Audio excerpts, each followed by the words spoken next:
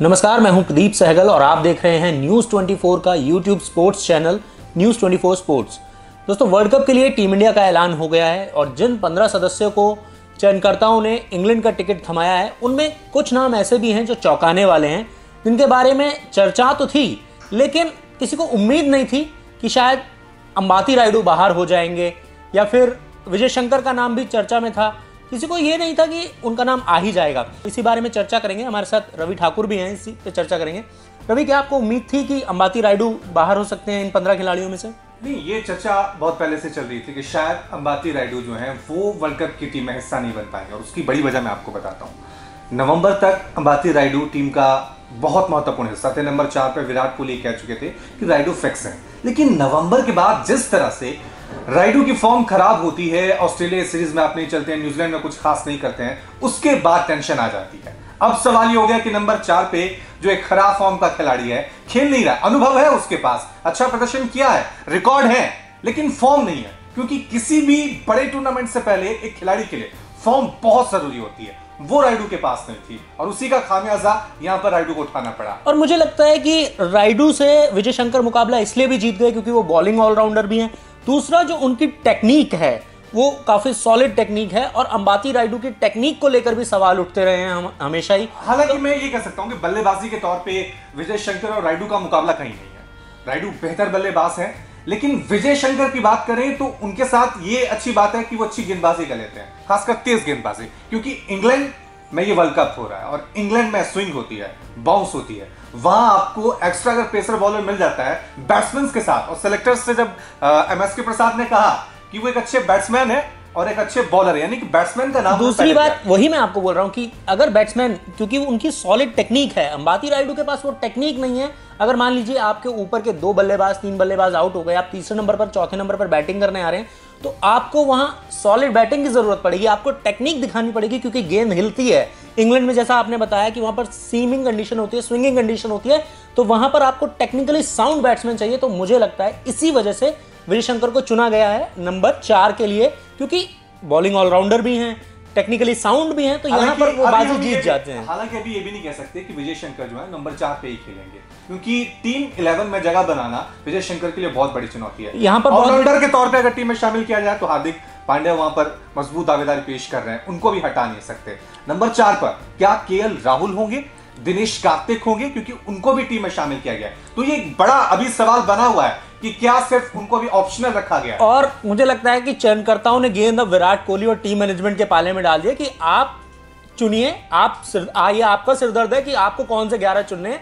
हमने आपको आपके बेस्ट 15 दे दिए हैं। लेकिन यहां पर रविंद्र जडेजा, मुझे लगता है कि रविंद्र जडेजा का नाम सुर्खियों में था, जैसा प्रदर्शन है, क्योंकि फील्डर भी बेहतरीन है, गेंदबाजी भी अच्छी करते हैं।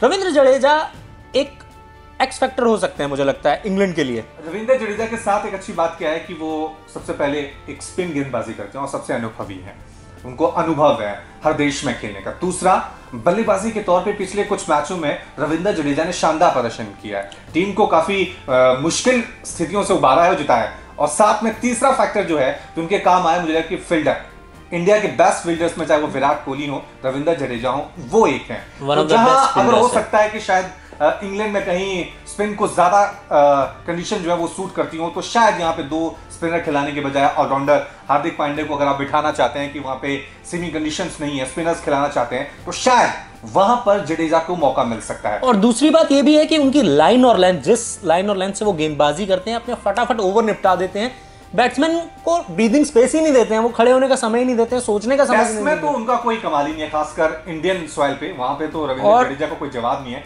लेकिन देखना यह कि इंग्लैंड, क्योंकि मैं ये बार बार कह रहा हूं कि इंग्लैंड में तेज गेंदबाज उन्हीं का बोलबाला रहता है, वही हल्ला बोलते हैं।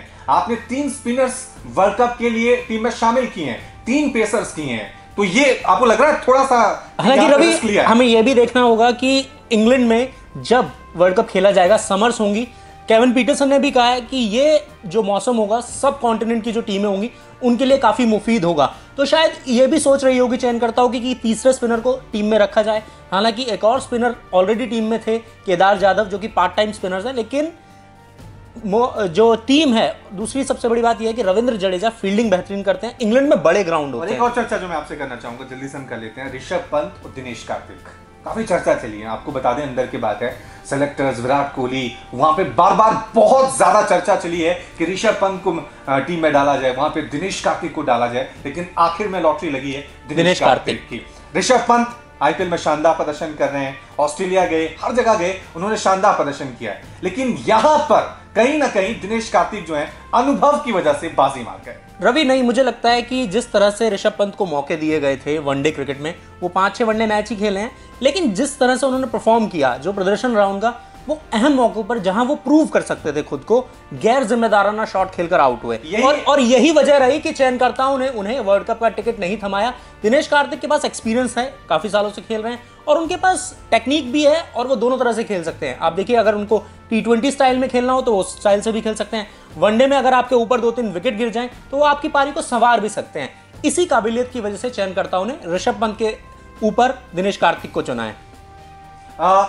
दो फर्क मैं बता दूं ऋषभ पंत और दिनेश कार्तिक में। ऋषभ पंत में जो एक कमी मुझे नजर आई है वो ये कि आखिर तक मैच फिनिश करना, वो अभी तक जो है ऋषभ पंत नहीं सीख पाए। दिनेश कार्तिक ने निधियास ट्रॉफी हो, कई ऐसे मैच हैं कि आखिर में मैच फिनिश करें, तो ये एक पॉजिटिव बात उनके लिए चली गई। दूसरी बात, विकेट कीपिंग में अभी ऋषभ पंत काफी गलतियां कर रहे हैं, और अनुभव लूप होल्स दिनेश कार्तिक के पास है, तो मुझे लगा जो अनुभव का फायदा है वो यहां पर दिनेश कार्तिक को पूरी तरह से मिला है। और यही वजह है कि ऋषभ पंत, हालांकि अभी बहुत छोटी उम्र है, बहुत मौके मिलेंगे ऋषभ पंत को, लेकिन वर्ल्ड कप बड़ा टूर्नामेंट होता है, हर खिलाड़ी का सपना होता है वर्ल्ड कप खेलें और उसको जीतें। सचिन ने बहुत लंबे, यानी कि काफी इंतजार करने के बाद 2011 में विश्व कप की ट्रॉफी उठाई थी, और आपको याद होगा वानखेड़े में सभी खिलाड़ियों ने उनको कंधे पर उठाकर वो पूरा वानखेड़े का राउंड भी लगाया था, और सभी ने बोला था कि ये स्पेशल वर्ल्ड कप इसलिए है। अब सवाल यही है, कपिल देव 1983 में जिता चुके हैं वर्ल्ड कप, महेंद्र सिंह धोनी ने 2011 में जिताया, 2019 में विराट कोहली, क्या ये विराट इतिहास रच पाएंगे? क्या एक बार फिर टीम इंडिया वर्ल्ड चैंपियन बनेगी, विश्व चैंपियन बनेगी? तीसरी बार क्या हम वर्ल्ड कप जीतने की हैट्रिक लगाएंगे? इसी उम्मीद और इसी शुभकामनाओं के साथ हम टीम इंडिया को शुभकामनाएं देते हैं, और यही उम्मीद करते हैं कि ये जो 15 खिलाड़ी, 15 योद्धा जो है चुने गए हैं विराट सेना के लिए, ये जीते और हमें विश्व चैंपियन बनाएं क्रिकेट में। बहुत बहुत शुक्रिया आप सभी का।